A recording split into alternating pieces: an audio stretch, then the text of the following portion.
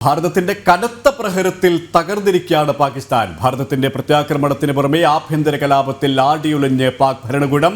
പാകിസ്ഥാൻ പ്രധാനമന്ത്രി ഷഹബാസ് ഷെരീഫ് ഒളിവിൽ പോയതായി വിവരം.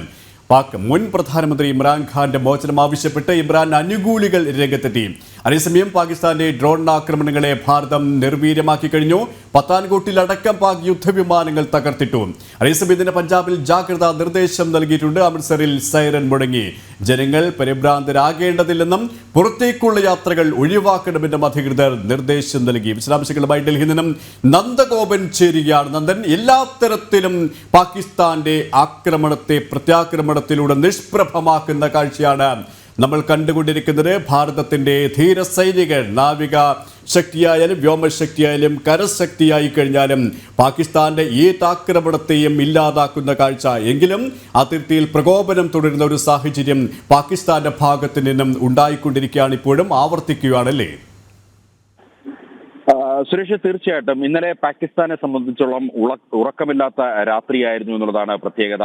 ഇന്നലെ പാകിസ്ഥാൻ ഏതാണ്ട് 50 ഡ്രോണുകൾ, 50-ലധികം ഡ്രോണുകൾ എന്നുള്ളതാണ് ഇപ്പോൾ പ്രതിരോധ മന്ത്രാലയം വ്യക്തമാക്കുന്നത്. 50-ലധികം ഡ്രോണുകൾ ഭാരതത്തിന്റെ വിവിധ മേഖലകളിലേക്ക്, അതായത് രാജസ്ഥാൻ, അതേപോലെ തന്നെ പഞ്ചാബ്, ഒപ്പം തന്നെ ജമ്മു കാശ്മീർ, ഈ 3 സംസ്ഥാനങ്ങളുടെ വിവിധ ഭാഗങ്ങളിലേക്ക് തൊടുത്തുവിട്ടു.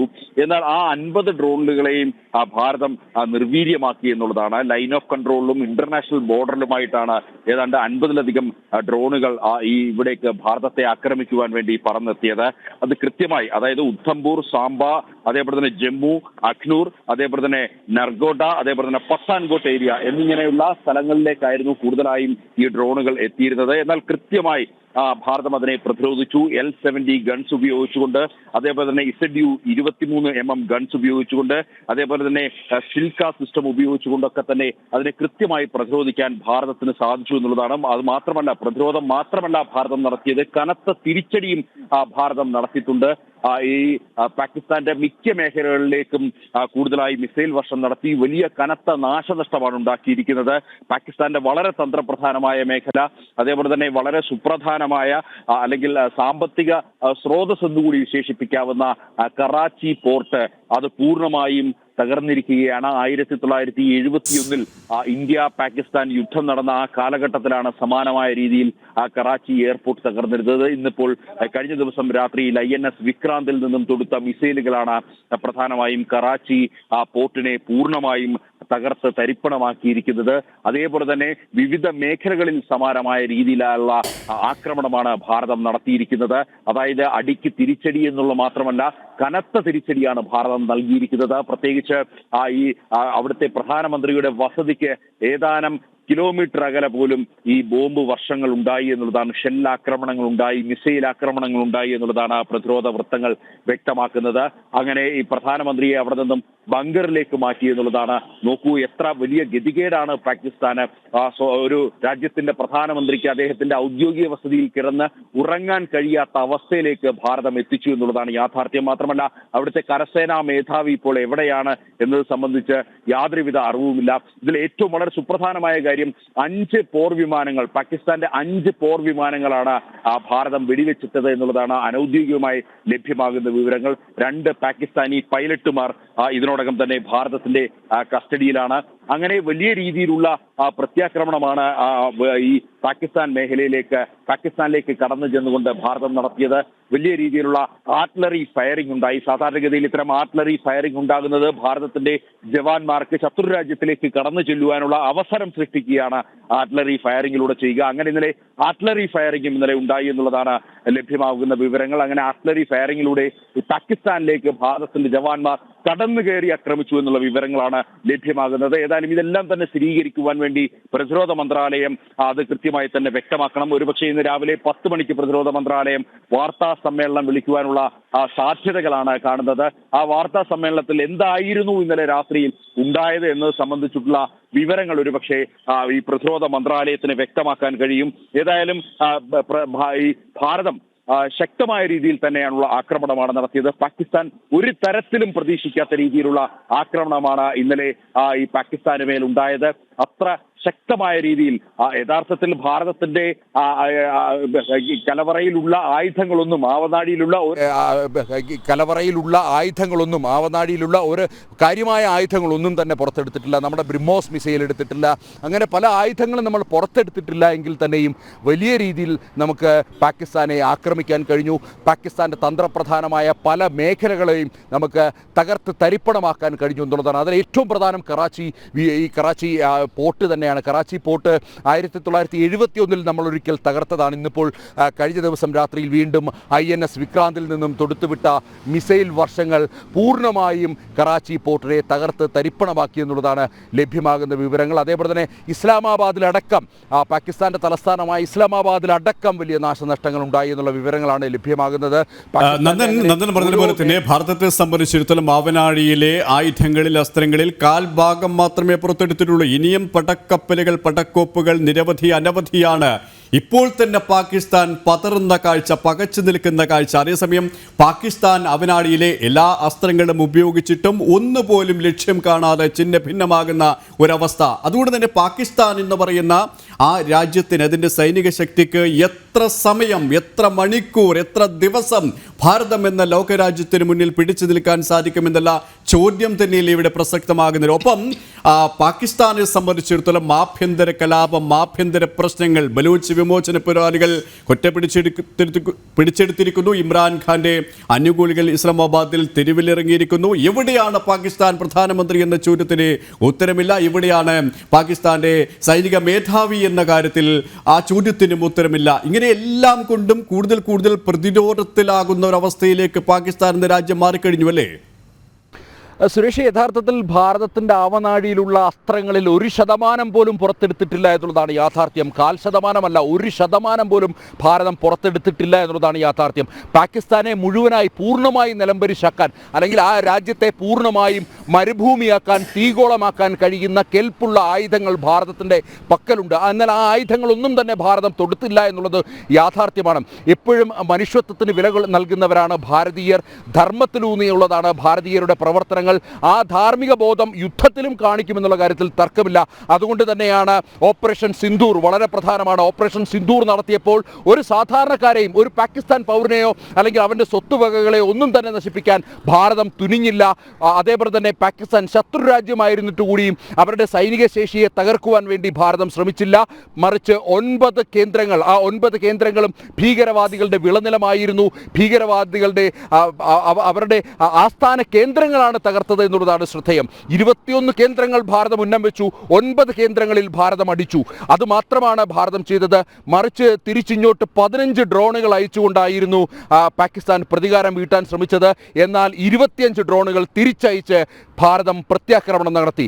അവിടെയാണ് പാകിസ്ഥാൻ പിഴച്ചത്. അവിടെ തുടങ്ങി പാകിസ്ഥാൻ്റെ ശനിദശ എന്നുള്ളതാണ് യാഥാർത്ഥ്യം. അങ്ങനെ 25 ഡ്രോണുകൾ തകർത്തത് പാകിസ്ഥാൻ്റെ എയർ ഡിഫൻസ് സിസ്റ്റം തന്നെയാണ് തകർത്തിരിക്കുന്നത്. അതായത് ശത്രുരാജ്യത്തിൽ നിന്നും ഏതെങ്കിലും രീതിയിലുള്ള ഡ്രോൺ ആക്രമണങ്ങളോ വിമാനാക്രമണങ്ങളോ പ്രതിരോധിക്കാൻ കഴിയാത്ത രീതിയിൽ അവരുടെ ഏരിയൽ സിസ്റ്റം തകർത്ത് തരിപ്പണമാക്കിയിരിക്കുന്നു. ഇത് ഇന്നലെ പകൽ നടന്നതാണ്. അതിനുശേഷം വീണ്ടും നമ്മുടെ അതിർത്തിയിലേക്ക്, ലൈൻ ഓഫ് കൺട്രോളിലേക്ക് നിരന്തരം ഷെല്ലിംഗ് ആയിരുന്നു. നിരന്തരം ഇത്തരത്തിൽ ആക്രമണം നടത്തുകയുണ്ടായിരുന്നു. രാത്രിയിൽ കൃത്യമായി ഭാരതം തിരിച്ചടിക്കാൻ തയ്യാറായി. മാത്രമല്ല, ഇന്നലെ രാത്രിയിൽ 50-ലധികം ഡ്രോണുകളാണ് ഭാരതത്തിലേക്ക് അവർ ഒരുക്കി നിർത്തിയത്. ഭാരതത്തിലേക്ക് അവർ 50-ലധികം ഡ്രോണുകൾ പറഞ്ഞയച്ചു. എന്നാൽ ഒരെണ്ണം പോലും ലക്ഷ്യം ഭേദിക്കാൻ സാധിച്ചിരുന്നില്ല എന്നുള്ളതാണ് യാഥാർത്ഥ്യം. പ്രധാനമായും ഇന്നലെ ജമ്മു കാശ്മീരിന് അപ്പുറത്തേക്ക് രാജസ്ഥാനിലായിരുന്നു ഇന്നലെ സ്ഥിതിഗതികൾ അല്പം രൂക്ഷമായിരുന്നത്. രാത്രിയിൽ ജയ്സാൽമീറിൽ അവിടെ ഏതാണ്ട് 5 ഡ്രോണുകളായിരുന്നു ആദ്യഘട്ടത്തിൽ ഈ ജയ്സാൽമീർ ഭാഗത്തേക്ക് വന്നത്. ആ 5 ഡ്രോണുകളും പൂർണ്ണമായും നമ്മുടെ ഏരിയൽ ഡിഫൻസ് സിസ്റ്റം പൂർണ്ണമായും തകർത്തു. അങ്ങനെ അവിടുത്തെ ജനങ്ങളിൽ അല്പം പരിഭ്രാന്തി സൃഷ്ടിച്ചു എന്നുള്ളതല്ലാതെ ഒരു സാധാരണക്കാരൻ്റെ സ്വത്തിനെയോ അല്ലെങ്കിൽ നമ്മുടെ ഭാരതീയൻ്റെ ജീവനെ ഒന്നും കവർന്നെടുക്കാൻ പാകിസ്ഥാന് കഴിഞ്ഞില്ല എന്നുള്ളതാണ് യാഥാർത്ഥ്യം. മറിച്ച് ജമ്മു കാശ്മീരിൽ കഴിഞ്ഞ ദിവസം ഉണ്ടായ പൂഞ്ച് മേഖലയിലുണ്ടായ ഫയറിങ്ങിൽ 16 പേർ കൊല്ലപ്പെടുന്ന സാഹചര്യം ഉണ്ടായിരുന്നു. 15 സിവിലിയൻസും ഒരു ആർമി ജവാനും കൊല്ലപ്പെടുന്ന സാഹചര്യം ഉണ്ടായിരുന്നു. മാത്രമല്ല, പൂഞ്ച് മേഖലയിൽ പൂർണ്ണമായും അവിടുത്തെ വീടുകൾ ഒക്കെ തന്നെ കത്തിയമരുന്ന സ്ഥിതിവിശേഷമായിരുന്നു ഉണ്ടായിരുന്നത്. തകർന്നടിയുന്ന സ്ഥിതിവിശേഷമായിരുന്നു ഉണ്ടായിരുന്നത്. ഉണ്ടായിരുന്നത്. ഇങ്ങനെ ഇത്തരത്തിലുള്ള നാശനഷ്ടങ്ങൾ വരുത്താൻ പാകിസ്ഥാൻ ആയതൊഴിച്ചാൽ മറ്റ് ഒരുവിധ നാശനഷ്ടങ്ങളും അല്ലെങ്കിൽ ഭാരതത്തിൻ്റെ സാമ്പത്തിക ശേഷിയെയോ അല്ലെങ്കിൽ ആയുധ ശേഖരങ്ങളെയോ അല്ലെങ്കിൽ മിലിറ്ററിയെ ഒന്നും തന്നെ ബാധിക്കുന്ന ഒരു തരത്തിലുള്ള ആക്രമണങ്ങളും നടത്തുവാൻ പാകിസ്ഥാന് സാധിച്ചില്ല എന്നുള്ളതാണ് യാഥാർത്ഥ്യം. അതിനൊക്കെ അപ്പുറത്തേക്ക് നമ്മൾ പാകിസ്ഥാന് വരുത്തി വെച്ച വലിയ നാശനഷ്ടം അവർക്ക് ഇനിയൊരു നാശനഷ്ടത്തിൽ നിന്ന് പാകിസ്ഥാൻ എപ്പോൾ കരകയറുമെന്ന് പോലും പറയാൻ കഴിയുകയില്ല. കാരണം നമുക്കറിയാം, ഇന്ത്യയുമായി ഒരു യുദ്ധം ചെയ്താൽ ഒരു പക്ഷേ പരമാവധി 3 ദിവസം പിടിച്ചു നിൽക്കാനുള്ള കഴിവേ, സാമ്പത്തിക കഴിവേ ഇപ്പോൾ അല്ലെങ്കിൽ ആയുധബലമേ ഇപ്പോൾ പാകിസ്ഥാൻ ഉള്ളൂ.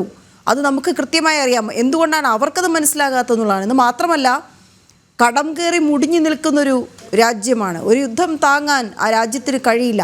നേരത്തെ നന്ദൻ സൂചിപ്പിച്ചതുപോലെ 1% മാത്രമാണ് നമ്മൾ പുറത്തെടുത്തിരിക്കുന്നത്. നമ്മൾ കൂടുതൽ ആയുധങ്ങൾ പുറത്തെടുക്കാൻ തുനിഞ്ഞാൽ കടം കയറി കുത്തുപാളയെടുത്ത ഒരു രാജ്യം, $131 ബില്യൺ വിദേശ കടത്തിൽ പോകുന്ന, IMFിൻ്റെ സഹായത്തോടുകൂടി മാത്രം മുന്നോട്ട് പോകുന്ന ഒരു രാജ്യം എങ്ങനെ ഒരു ദിവസം പിടിച്ചു നിൽക്കുമെന്ന കാര്യത്തിൽ വ്യക്തതയില്ല. കാരണം അവരെ സപ്പോർട്ട് ചെയ്യാൻ, സാമ്പത്തികമായി പോലും സപ്പോർട്ട് ചെയ്യാൻ ഈ ഘട്ടത്തിൽ പോലും ഒരു രാജ്യം മുന്നോട്ട് വരുമെന്ന് തോന്നുന്നില്ല.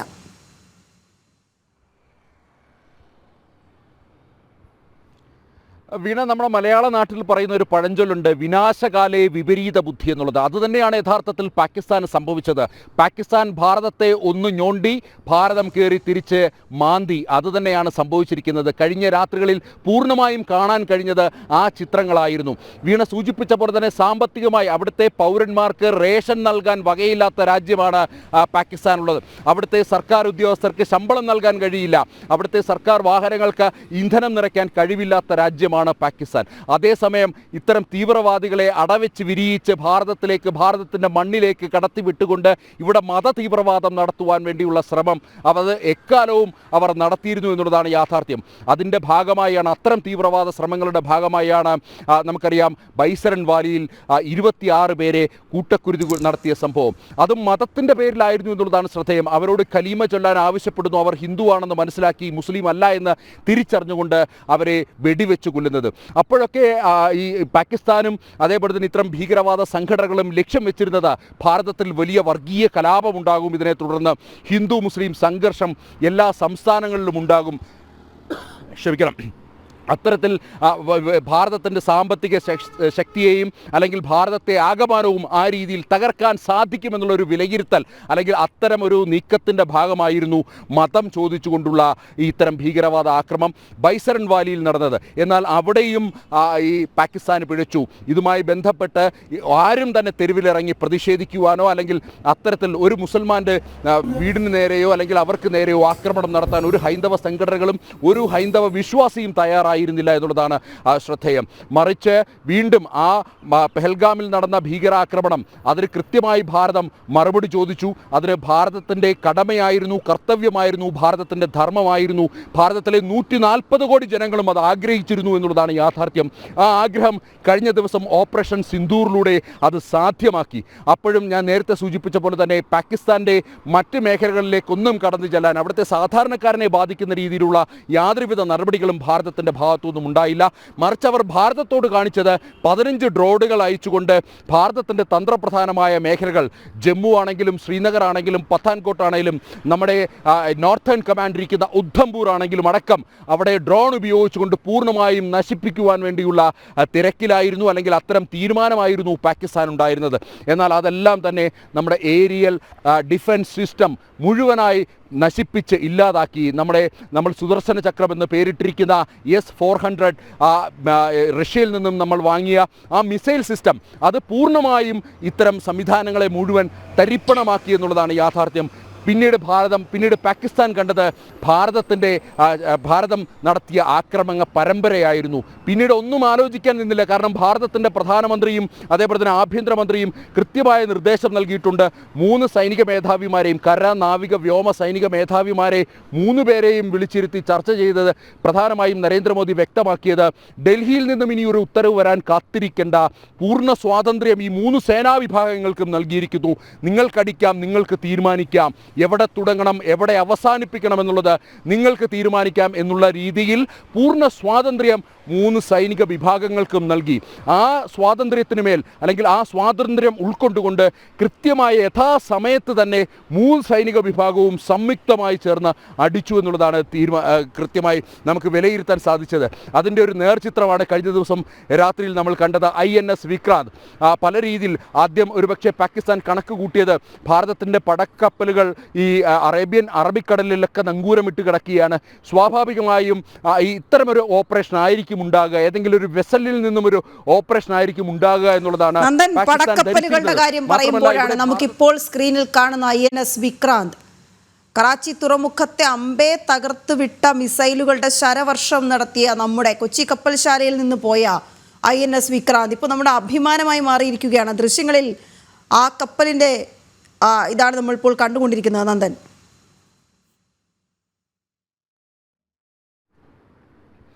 വീണ, INS വിക്രാന്ത് മാത്രമല്ല, INS വിരാട് അടക്കമുള്ള നിരവധി പടക്കപ്പലുകൾ ഭാരതത്തിനുണ്ട്. ഭാരതത്തിൻ്റെ അഭിമാനമായ നിരവധി പടക്കപ്പലുകളുണ്ട്. ഇതെല്ലാം തന്നെ അറബിക്കടലിൽ നങ്കൂരമിട്ട് കാത്തുകിടക്കുകയാണ് ഒരു ഉത്തരവിനായി. അടിക്കാൻ ഉത്തരവിട്ടാൽ തീർച്ചയായിട്ടും ആ പടക്കപ്പലിൽ നിന്നും തൊടുത്തുവിടുന്ന മിസൈലുകളും അവിടെ നിന്നും പൊങ്ങി ഉയരുന്ന MiG വിമാനങ്ങളും മാത്രം മതി പാകിസ്ഥാനെ പൂർണ്ണമായും തീഗോളമാക്കി മാറ്റുവാൻ. അതിനുള്ള ശേഷി ഭാരതത്തിൻ്റെ നാവികസേനയ്ക്കുണ്ട് എന്നുള്ള കാര്യത്തിൽ തർക്കമില്ല. എന്നാൽ ഞാൻ നേരത്തെ സൂചിപ്പിച്ച പോലെ തന്നെ ധാർമ്മികതയും മൂല്യങ്ങളും ഒക്കെ തന്നെ ഭാരതത്തിന് എന്നും അത് ഭാരതം ഉയർത്തിപ്പിടിച്ചിരിക്കുന്ന സാഹചര്യമുണ്ട്. മാത്രമല്ല ഈ ഒരു സന്ദർഭത്തിൽ ലോകരാജ്യങ്ങളുടെ ഒരു ഇടപെടൽ കൂടി ഉണ്ടായിട്ടുണ്ട്. നമുക്കറിയാം കഴിഞ്ഞ ദിവസം പാകിസ്ഥാൻ്റെ ലോക്സഭയിൽ അവിടുത്തെ അംഗങ്ങൾ കരഞ്ഞുകൊണ്ട് ഇനി തങ്ങളെ രക്ഷിക്കുവാൻ ദൈവത്തിനല്ലാതെ മറ്റാർക്കും സാധിക്കില്ല എന്ന് പറഞ്ഞ് കരഞ്ഞുകൊണ്ട് നിലവിളിക്കുന്ന കാഴ്ച നമ്മൾ കണ്ടതാണ്. ഒരുപക്ഷെ ലോകരാഷ്ട്രങ്ങളുടെ മുന്നിൽ ഒരു സിമ്പതിക്ക് വേണ്ടിയാകാം ഈ അവിടുത്തെ അംഗങ്ങൾ ഇത്തരത്തിലുള്ള നടപടികൾ ചെയ്തത് എന്നുള്ളതാണ് മനസ്സിലാക്കാൻ കഴിയുന്നത്. ഏതായാലും ലോകരാഷ്ട്രങ്ങൾ ഇതിനോടകം തന്നെ ഇടപെട്ടിട്ടുണ്ട്. UN ഇടപെട്ടിട്ടുണ്ട്, അമേരിക്ക ഇടപെട്ടിട്ടുണ്ട്. അമേരിക്ക വ്യക്തമാക്കിയത് നമ്മുടെ അമേരിക്കയുടെ വൈസ് പ്രസിഡന്റ് അദ്ദേഹത്തിൻ്റെ ഭാരത സന്ദർശനം നടക്കുന്ന വേളയിലായിരുന്നു പെഹൽഗാമിലെ ഭീകരാക്രമണം ഉണ്ടായതും. അതുകൊണ്ട് തന്നെ എന്താണ് സംഭവിച്ചത് എന്നുള്ളത് വാൻസിക്ക് കൃത്യമായി തന്നെ അത് ബോധ്യമുള്ള കാര്യമാണ്. അമേരിക്കയുടെ വൈസ് പ്രസിഡന്റ് പറഞ്ഞത് പാകിസ്ഥാനോടോ ഭാരതത്തിനോടോ ആയുധം താഴെ വെക്കാൻ തങ്ങൾ പറയുന്നില്ല എന്നുള്ളതാണ്. മറിച്ച് ഇതിനൊരു അറുതിയുണ്ടാകണം, അന്ത്യമുണ്ടാകണം എന്നുള്ളതാണ് പ്രധാനമായും സൂചിപ്പിക്കപ്പെട്ടത്. മാത്രമല്ല ഏതെങ്കിലും തരത്തിൽ ആണവായുധം പ്രയോഗിക്കുവാൻ വേണ്ടി തയ്യാറാകുന്ന പക്ഷം അവിടെ ഇടപെടേണ്ട സാഹചര്യം അമേരിക്കയ്ക്കുണ്ട്. അല്ലാത്ത പക്ഷം അമേരിക്ക ഈ ഒരു യുദ്ധത്തിൽ ഇടപെടില്ല എന്നുള്ളതാണ് പ്രധാനമായും JD വാൻസി അമേരിക്കയുടെ വൈസ് പ്രസിഡന്റ് വ്യക്തമാക്കിയത്. ഇങ്ങനെ ലോകരാഷ്ട്രങ്ങളൊക്കെ തന്നെ ഈ ഭാരതത്തോടൊപ്പം നിന്നുകൊണ്ട് ആണവായുധത്തിന്റെ കാര്യം പറയുമ്പോൾ നന്ദൻ, ഇന്ത്യക്ക് തോക്കുകൾ ഉപയോഗിച്ച് മറുപടി നൽകുമെന്നാണ് അന്ന് പാകിസ്ഥാൻ പ്രതിരോധ മന്ത്രി ഖ്വാജ ആസിഫ് പറഞ്ഞത്.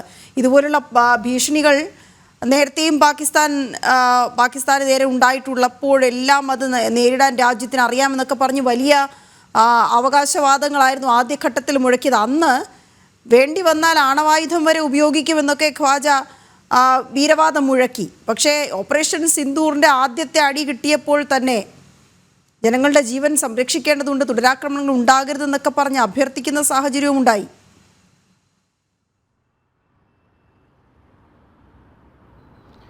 വീണ, നോക്കൂ, ഈ ആണവായുധം എന്നുള്ളത് കഴിഞ്ഞ ഒരു രാത്രി ഏതാണ്ട് കഴിഞ്ഞ 12 മണിക്കൂർ നേരം പോലും ഭാരതത്തിന് മുന്നിൽ പാകിസ്ഥാന് പിടിച്ചു നിൽക്കാൻ കഴിഞ്ഞില്ല എന്നുള്ളതാണ് യാഥാർത്ഥ്യം.